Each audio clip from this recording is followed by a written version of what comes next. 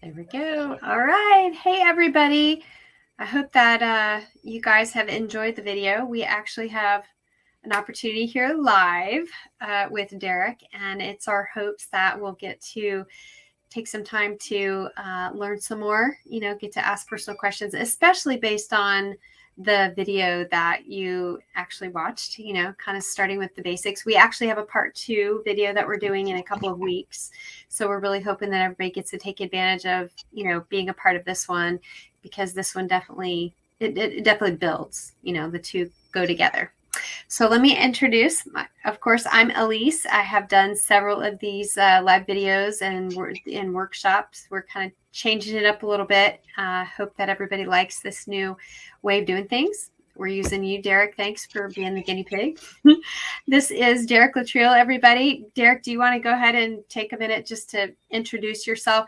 I would love if, because I know there are people, we did this video before, but or we have done a video and interview with you, but I want to make sure that you have an opportunity to say anything you think is important, which I think is important to give you a little, the doctor in front of your name, so to speak. The credentials that you do have are pretty impressive, and why we should listen to what you have to say. Go ahead. Okay. All right. Sure. Thanks, Elyce. Thanks for having me here. Appreciate the opportunity to talk to some homeschool families about the challenge of math. So I guess my credentials begin with my mother and how she approached math. Because wow, we're going way back. Yeah, because I was I not. don't think I've heard this one. I was not good at math. I didn't like it. I wasn't that interested. I wasn't that good at it. And my mother's approach, she comes from an Irish family that does things very simply. And so her approach was just to check my homework and say, you have 5 wrong. And I had to find them and fix them. Oh. And that's it. That was it. And I dealt with that brutality for years. That's one way to do it. Yeah. I wouldn't recommend it. Noted. But by brute force, I drug myself over hot coals, and I kind of started to learn math. And at some point, something clicked in my head, because I had a math teacher who said, you really ought to double up on your math classes. And so I ended up getting a degree in economics, which is heavily mathematics based. I have a degree in cognitive psychology, which then looks into master's degree in cognitive psychology, which looks into how the human mind works. And that's when things really started to come together. I started to understand, in understanding how the human mind works, I started to understand how we should, approach math teaching differently. Fast forward a bit, I partnered up with a group in Southeast Asia, and because we were going to get a chance to really do something at scale. Eventually, we started 20 high schools, had about 18,000 kids in those schools before the pandemic. The pandemic took a hit on some of the numbers, but we reached about that size. So we've been running those schools for over 10 years now. So we've had literally hundreds of classrooms and thousands of kids. And I'll tell you what happened is we just didn't accept that 90% of kids were just going to be not so good at math. And that it was just going to be a bore, and that it was going to be a struggle, and we just didn't accept that. And so in the most basic terms, we came at it, we came at it with constructivist theory and cognitive psychology and all this, but we also just started looking at kids and saying, why is this child failing in algebra? Why is this child failing in algebra? Why is this child failing in algebra? Over and over and over again. And we found the reasons, and it was remarkably consistent why these kids are failing in algebra or geometry or these things. And what it is they didn't have the underlying logic. They didn't have the underlying logic of understanding these things. So we started to build the program, and as the video says, we started to build the solution, and we rolled it out, and we thought we could tell everybody the logic of math, and we realized, okay, that doesn't work. They have to discover it for themselves. And the great equalizer is the combination of these two things. There's kids who just intuitively in the back of their mind just get the logic. They don't. It's not even conscious. It's non-conscious. Somewhere in the back of their minds, they get the logic, and so math's fine for them. The rest just memorize the procedures, or just refuse to memorize the procedures, like my daughter, and then so that's it. You've got to do something else because it's not working. Or they memorize the procedures as long as they can, but this goes on for years. It piles up like a house of cards. It falls down. So that's where we figured out, okay, what's the great equalizer? What gets all kids on board is when you have this logic basis and you put procedure on top of that, and it sits on a proper foundation, and procedure is understood from the logic. Then I can remember this because it's no longer inert. It's no longer abstract. It's based on something meaningful. It's based on something I discovered, and the discovery of it is key. You just can't. You don't tell them. They must discover it for themselves. When you do those pieces, then math really starts to happen for everybody. Wow. That's awesome. So yeah, I've watched Derrick walk through this. I've watched my 16-year-old and Derrick, as well as he's had a couple, another coach during this, but I've watched this phenomena, and I love that I get to do this video, having that experience, because I get to say, I literally have watched that take place, with a kid who would absolutely say he hated math, didn't have a positive thing to say about math. And, we were talking about this just the other day. I mean, literally, I told Micaiah, was it in the beginning, after I think we were going to do a month or two, and he thought maybe that we were done or something like that. And I just remember him being really disappointed. And I thought, is this for real? I mean, I was sold at that point, right? I mean, watching the videos was interesting to me. Watching him, think and watching you guys in action was very interesting. But when I saw him and his response to working, having to do these isn't easy. They do have, when they're working with these coaches, when you guys are helping them learn logic, especially when they're older and they've had procedure be the only way they were taught math, and then they have this awful relationship with math, then to see the positivity, and that has continued in the months that he's done it. And so I love to just be able to testify and say this is for real, for reals, people. Like, whatever your situation is with your child. So do you want to talk a little bit about that real quick? Like, is this for the child who's struggling particularly? Is this for the child who's doing okay in math? Do you want to speak to the best fit for? Yeah. As the video says, it's there's some kids that are having a clear struggle, and it's definitely for them because they're basically just not willing or comfortable to say, okay, I'll just memorize all these procedures, right? It doesn't come easily for them. My daughter was unwilling to memorize procedures, right? Luckily, we had another way to do it. So I mean, and what's the alternative for those kids, right? Right. What would you do? Right. For the kids who are who seem to be doing okay, but it's just a bore, like the video says, you should really check and make sure that the kid is getting a deep rooted foundation. I can talk about how to do that real quick. Yeah. I think just to give, because we're trying to through this workshop, we're trying to give parents tools so they can go out and do this and help their kids, right? So a simple test that you can do with your kids, not a test, a math test, not a math test. You give them a problem, okay? And it's a problem that they've maybe recently done, something like that, okay? Multiplication, division, whatever you're working on recently, right? You give them a problem, you have them do it, and then you ask two questions. You say, okay, how did you do that? And they're going to go through and they're going to tell you the procedures, and you inspect the procedure. Okay, do they have the procedure? Then you say, okay, why did you do it that way? Now, if the child has no response to why, other than the procedures, then you're headed for trouble eventually.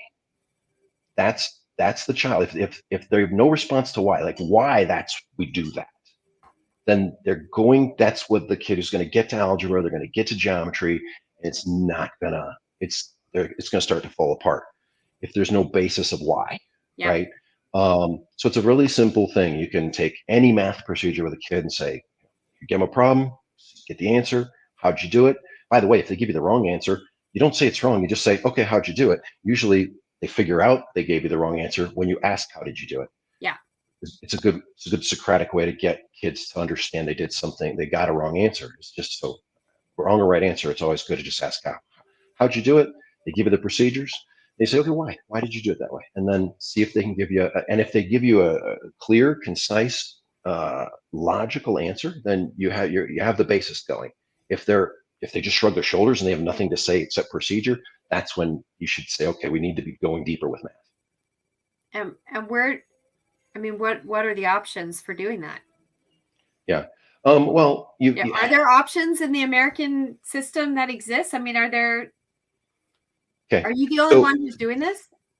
Well, I mean that seriously because right. So let me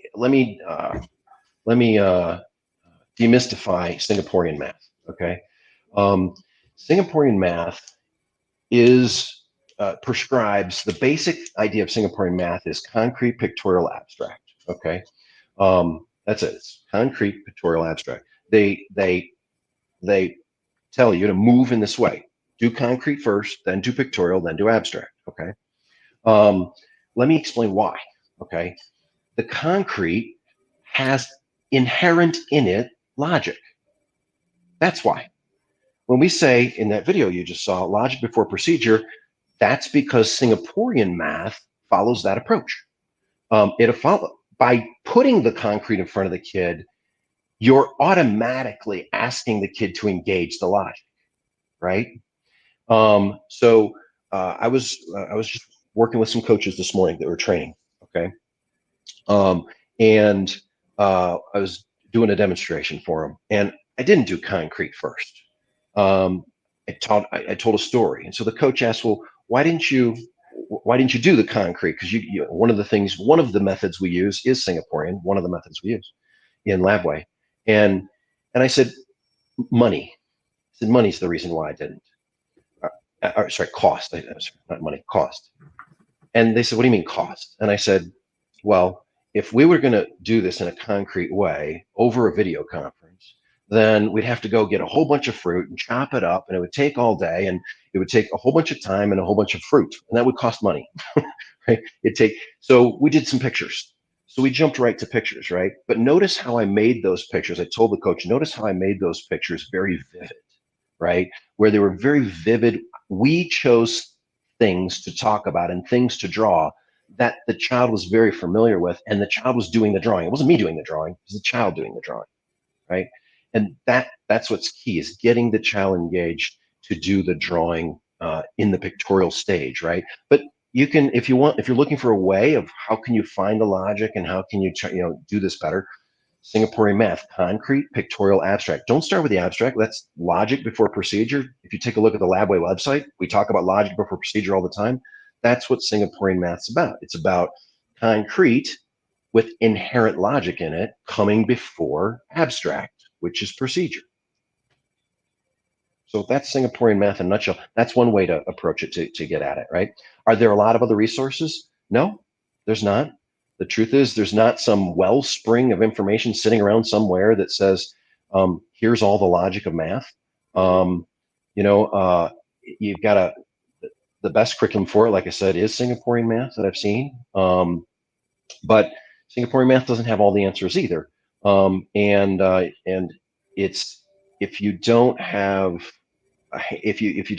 go past the Singaporean math concept and get really rooted into the logic, you start to have trouble with that by the time you get to algebra. It's really important that you sort out the logic. And if there's no simple answer to this one. This is homework. If you're a parent and you're going to tackle this and you're going to tackle teaching math and you're going to put logic before procedure, you're going to have to go dig it out. You're going to have to do your research and figure out the logic related to all these things. And it's not easy. I'm sorry. There's just some things don't have easy answers, right? I'm saying no thank you to that. Thank you, though. Yeah. But that piece, I mean, that piece is going to be hard work pulling the logic out. But LABWay's here to help. I was going to say, how many hours of training do your coaches have? Our coaches go through about 160 or plus hours of training. Yeah. That's 160 hours. Wow. Yeah. Okay, so I don't know. We have the gamut of women I was seeing in the group. We have some older, some younger. So how can you tell if there's a younger child who seems to be understanding math or, memorizing procedures, doing okay? How can you tell if they get the logic part? How can you tell if they are understanding math from that? But use that method I just mentioned before, the how, why, right? How'd you do that problem? Asking the Why'd you question, do it that way? Yeah. okay. And Repeatedly so ask it. generally speaking, if they don't, our solution is, hey, that's what LABWay is for. Like they may get math procedurally, but the reality is it's probably, if they're not answering the why, then, LABWay is a need for, and there Yeah. probably isn't. I mean, realistically, there isn't. You're saying you've looked at a lot of the curriculums that we're using. It's not like there's a curriculum out there that can teach this way. Besides, I know you're saying Singapore, that, if you use that way of doing things has, but even that has its drawbacks. And I think you talk about that in the video. I cannot remember, but the ideal, is a discussion, to Right. get at that is through discussion, not Just the way we do math, which is watching a video or sitting down with a workbook. Like you can't get at it with that approach. Yeah, changing your curriculum is not going to probably solve the problem Right. for most folks. Most Right. curriculums, because in the 2 weeks from now, when we do the next video, we're going to talk about this discovery versus explanation. Okay. Um, and we're going to talk about how the child needs to discover it. That requires a conversation. So regardless of the curriculum we're using, the curriculums are good guides of, okay, we need to tackle this concept next and this concept next, and here's the rules and here's the procedures. And you need a curriculum. I don't think people shouldn't use a curriculum, right? What they should do is augment the curriculum with these discussions about logic, right? Yes, you can, that's where you can bring LABWay in. We can help you with that if you need us to help you with that. We don't replace curriculums. We bring a coach in twice a week to work with the child and have all those logical conversations for a parent, so they can just worry about just moving through their curricular whatever curriculum they've chosen, right?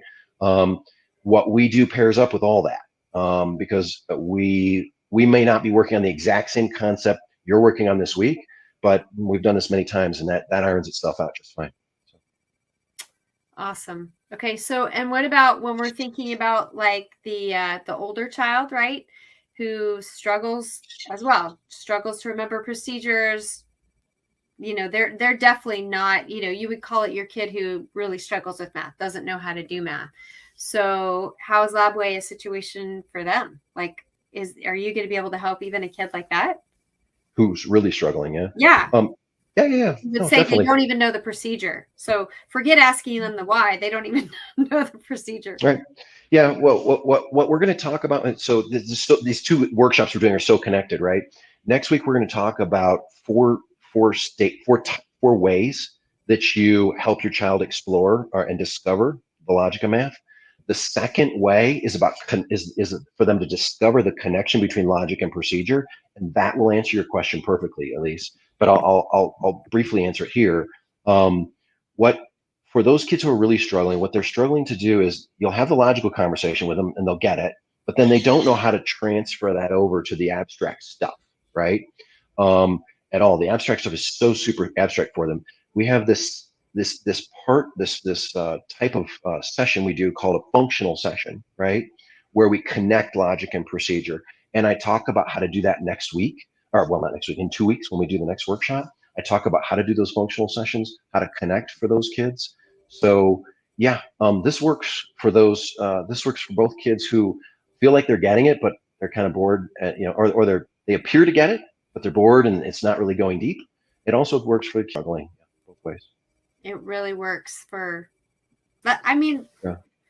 I think when we're talking about math, that to really get that across doesn't quite make sense because we haven't encountered anything like this before, like it's hard to imagine that your kid who doesn't even get math at all versus your kid who, they're doing fine, but the problem is they don't get the why behind it. Okay. So one of the questions, Derrick, that someone asked was just help us understand why that Socratic method is, like the question was, why ask questions? Why go through the discovery process? Okay. So when you engage the child, when you're explaining stuff to somebody, um, and they okay, let me put it this way. When from from a cognitive psychology perspective, when do we learn things? When's the last time you drove somewhere, Elise? Just an hour ago. Okay, where'd you go? I went to the permitting office. Okay. Did you learn anything on the way? No. Why not?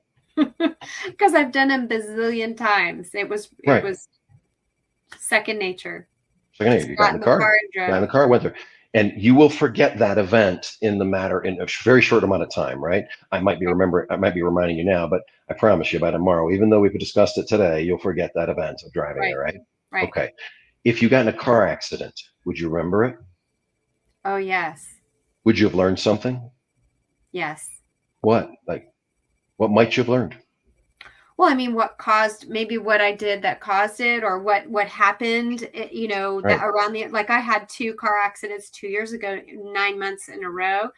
And I was thinking about now, I was literally just thinking about how now when you drive, you almost never forget because it's so traumatizing, if you will. Like the crash sound of a car is kind of stays with you. I don't know. So Right. yeah, I remember that, and I'm very careful, backing up, and I'm very careful in situations. Those accidents changed your driving, right? Yeah, But today's drive didn't change your driving, and here's right. why. The reason you learned. In other words, you learned to drive differently, right? And the reason is emotion. That's why. We learn through failure. Failure causes emotion, right?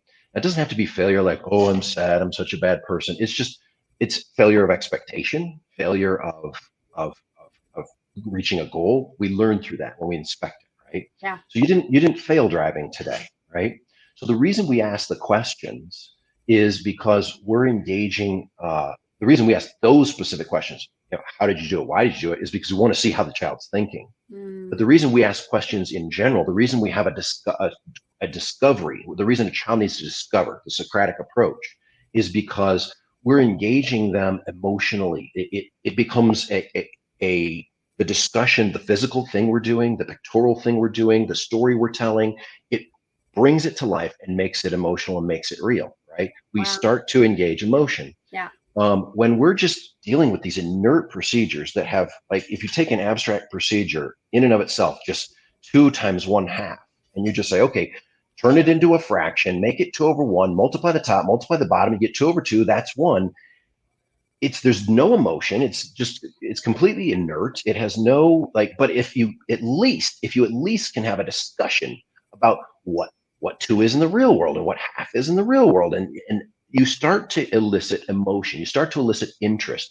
You turn on what Ellen Langer calls mindful thinking. If you want to understand more about mindful thinking, you can look up Ellen Langer. She's the master of mindful thinking. She wrote a book about it. It gets the child into a mindful state. The Socratic method gets the child into a mindful state. So we ask questions and we use questions and we get the child talking instead of the teacher talking. That's the way to get a kid to really engage with math, because now we're getting them into this critical state of thought, right? We're getting into this mindful state of thought. And that's why we use the Socratic approach. However, we use those 2 questions. How'd you do it that way? And why'd you do it that? Because those are just our way of inspecting the way the child's thinking. right. Yeah.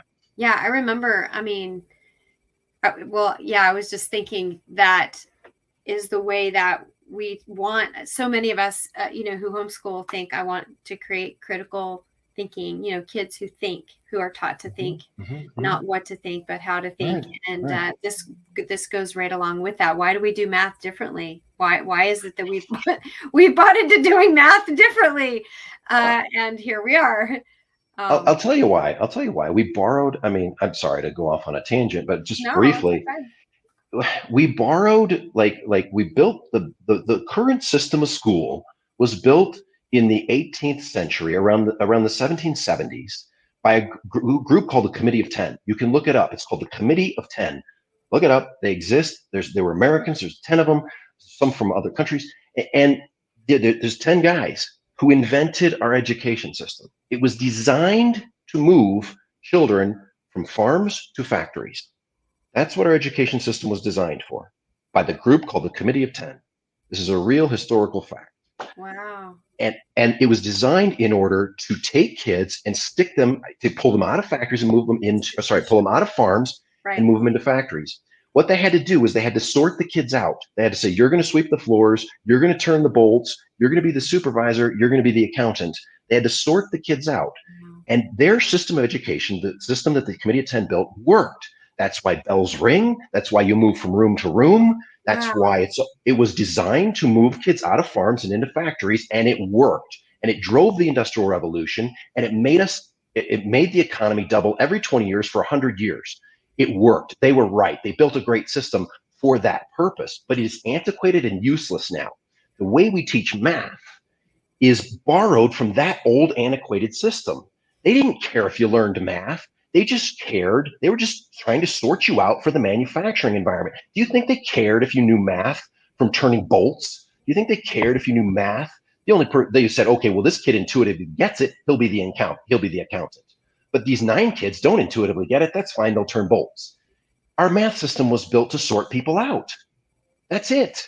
And so that's why, and everything we do today is just borrowed from this old system that worked once upon a time in a certain context, but that once upon a time was 300 years ago. What? Yeah, that's the truth of it. Wow. But today we can't. I'm sorry, I'm a little bit in shock. I mean, I knew that the system was antiquated, right? I knew that it wasn't currently working, but to think that, I mean, when something's not working, don't we look at it? And there's everything out there is all, we're having a shortage of teachers and the system isn't working, but nobody's trying to change the system except, those of us who are just taking our kids out of the system and saying there's got to be a different way. Right. But then if you take your kids out of the system, don't do it the way the system did. Oh, I say that all the time. I had so many young moms this weekend at our convention here in Tampa. And that's one of the first things I say is you don't have to school like the public school system. Right. Like make sure that you create a unique design. And that's amazing. Thank you for sharing that. I mean, and all this time I've talked to you, I didn't know that. And I was just going to say, I've listened to so many of the sessions with Micaiah and his coach. And one of the things that I noticed was, the coaches are using, things that the kids can relate to talk about, whether it's pizzas or race cars, what musical instruments, music, whatever it is that the kids like. And the story of Lincoln, Ashley's son, when it's like using things that those kids like pulls them in immediately to want to, of course, they want to talk about something that they're interested in. So one of the things, that you do, because you're having this discussion environment and it's a unique small group, right? You can make it so that they are willing to have conversations about things because it interests them. Not only is it that you're talking about logic and having a discussion about math, but then you're using things that these kids are actually interested in, and it brings them in and makes them want to have a conversation. It helps them connect with their coaches, right? Probably makes it, I haven't seen the group environment really yet, but it probably helps them to really have a lot of fun in that group environment too with other kids. So right. I really wish that everybody in America, I believe, I wish everybody, it's like we all need to be doing this, alongside our math curriculum so that we understand that, try to help them understand the gap that's there between why they're struggling. Yeah. The reason we created LABWay Math was because we recognized the reason we decided to work with Homeschool and we engaged with Homeschool. Well, one reason is I teach my kids math. So I was like, well, I don't trust the schools that teach my kids math. I was going to ask you that. Yeah. I don't. Yeah. My 17-year-old son was such a little butt. He would go into school and know all this stuff and just sit there and ignore the teacher. And then he would get tests. He'd ace the test, and the teacher would go, "How do you know this stuff? How did you do it that way?" He'd go, "I just know it." You wouldn't even tell her that my dad teaches. But anyway, besides the fact that I teach my kids math, and I don't trust schools to teach math, right? I also, we chose to homeschool because we did this in the Philippines at scale. We had classrooms full of students, and there's this conversation that's necessary, and it's quite personalized. And homeschool is the place where you can get that conversation right. Yes. It was Yeah. so hard for us over there in Southeast Asia to get this conversation right because the room's too big. And we could do it to some degree, but not really the way the conversation needed to happen to the full Yeah. extent because there was too Yeah. many kids to talk to. How do Yeah. you have a conversation with 30 people Yeah. simultaneously? Who can do that? I can't, right? But we You can can have only do procedures. yeah, you can have small groups. You can, we all get together, like a bunch of moms can get together and sit down with 5, 6, 7 moms and have a great conversation, right? Same thing with math. We can do Yeah. it there. We can get in small groups and be successful. We can talk one-on-one and be successful. But the truth is to have the conversation the kid needs, homeschool is the perfect environment for us to work with. So that's why we chose to work with homeschool. We believe in empowering parents, and we want to try and honestly, what LABWay is just trying to figure out how to make sure we can empower parents to get math right. Yeah, it makes so much sense because we're already doing it over in this space. We're already taking our language arts and our history and our science and saying, we want to create thinkers. We want our kids to learn how to think. And then I don't think, meeting you, it has, the light bulbs have gone on for me about, wow, this explains so much about, the struggle and the system. And yeah, I mean, the popular, not popular isn't the right word, but the very common struggle that so many kids in our system have. Okay, I have one more question here. Would this be recommended for an autistic child or adult kids? So the older kids, I was thinking about that Or because ADHD, ADHD. yeah, or ADHD. Sorry, Um, or ADHD. Sure. We have had an autistic. We had an autistic student in LABWay in our LABWay system, and it does work. Yes. Um, the simple rule that we've located is that if a child or anybody, but if a child is amenable to a conversation, this works. Okay. So if now what that means is we ask our coaches to connect with students, and of course parents know how to connect with their own kids, right? And as long as you can connect with a kid and get a kid engaged in conversation, if a child is so autistic, there's extreme autism, right? Where you can't engage the child in conversation. Yeah. It's not going to work in that case. That It's not yeah, right. Right. That would be the key question. And I think the ADHD, I mean, my son was diagnosed ADD, ADHD, and listen, has he had an ounce of trouble in these classes? Not an ounce. As a matter of fact, it's the opposite. The hour goes by very quickly. Yes. And I think the only challenge that I have seen is that our kids are not used to being asked these questions and having to think that way, right? And so I've seen a tremendous transition that they're now getting trained in how to think and they're prepared for questions. Whereas I think in the beginning, it's like, oh, you're asking me that question? Like, why in the world would you ask me that? And they get used to being asked questions that are logical and actually thinking like math in everyday, kinds of ways, sandwiches and pizzas and cars and, things like that. And then it gives them, a link between math and the real world, right? Which is in the end kind of the hope is that. Anyway. ADD, ADHD, not a problem at all. If your child's amenable to a conversation, no problem. Okay, so Trish wants me to talk about Sam. Oh, Samantha. You want me to get Sam? Yeah, can we meet Sam? So I got to meet Sam yesterday or this week when I was talking with Derrick. We were doing a Zoom call and the bird was poking out of his shirt and he said, "Excuse me, my parrot is busy," so there's a whole story behind the parrot. So do you think I don't know if she's gonna like me. She's hiding. What is the story behind? So apparently parrots are very particular animals. I don't know about this going down this thing. We may be heading in the wrong direction with this video. This is Sam. No, I promise this is it's an X-ray. This is as R as it gets right here. Okay. So yeah, Sam is my parrot, and she's very loving, and she's kind of in love with me, and so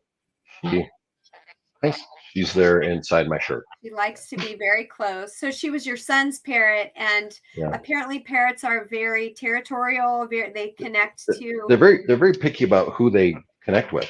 They develop a relationship, and she just chose to fall in love with me, and so now I'm stuck with this animal for 40 years. I love that. I was telling Trish about her earlier. Trish she's so cute. Oh my gosh. That right there, that's a picture. So she kind of got mad the other day. We were talking, and Derrick said she gets jealous too. So I don't know how long this will last. Yeah. There it is. She's very cute. We love her. Okay. Well, thank you so much, Derrick, for all your time. We have, I personally have, I'm incredibly grateful for the investment. And, I've gotten to, I guess it's been like 4 or 5 months we've been doing this with LABWay, and I'm really excited.